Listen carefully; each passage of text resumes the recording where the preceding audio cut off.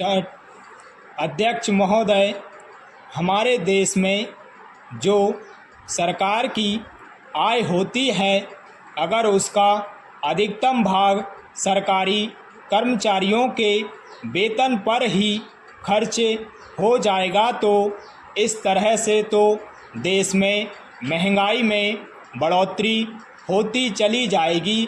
इसलिए हमें इस स्थिति को रोकने के लिए कठोर कदम उठाने होंगे। आज देश में जो लोग भी काला धंधा करते हैं उनके साथ कड़ाई से निपटना होगा और जो बड़े बड़े व्यापारी हैं उनके साथ भी सख्ती बरतनी होगी। सरकार की इस समय जो नीति है, उसकी जो विचारधारा है, उस पर हम सबको पुनः विचार करना होगा, जिससे देश की हालत में सुधार हो सके। करोड़ों रुपयों का अनाज जो आज बाहरी देशों से मंगाया जा रहा है, इस पर मुझे कोई आपत्ति नहीं है। सरकार ने एक बार अनाज का व्यापार अपने हाथ में लिया था और उसके बाद फिर सरकार ने व्यापारियों के भरोसे पर इसको छोड़ दिया।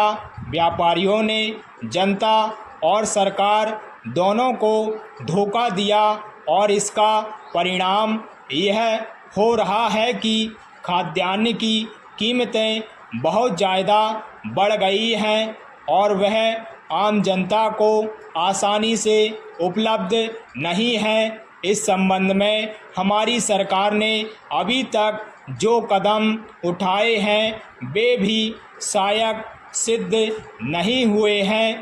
पैरा अध्यक्ष महोदय, अभी हमारे अनेक साथियों ने कहा है कि सरकार बाहर से इतना अनाज मंगाने पर जो धन खर्च कर रही है, उस धन को यदि हमारे देश के किसानों को देती तो हमारे देश के किसान अनाज का उत्पादन बढ़ाते और हमको विदेशों से अनाज का आयात नहीं करना पड़ता।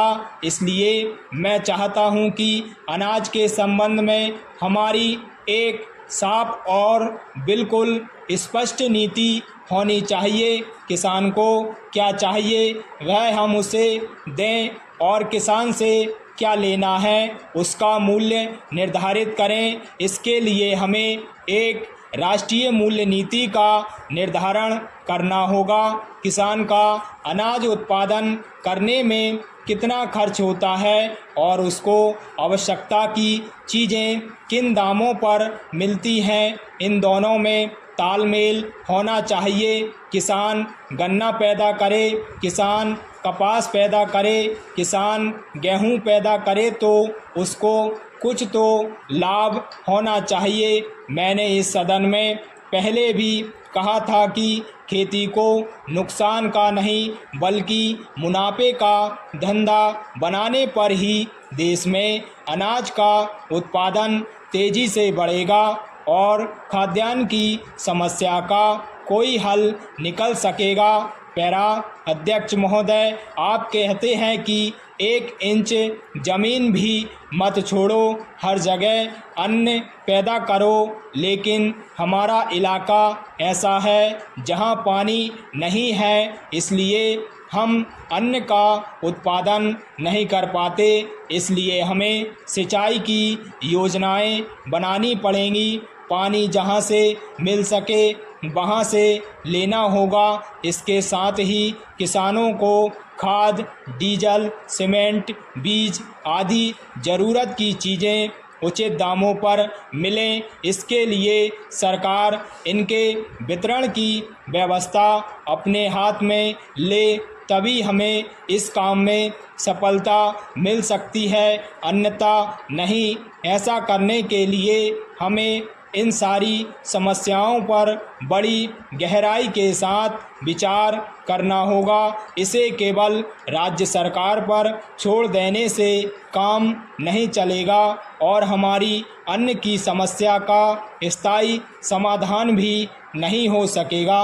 स्टॉप।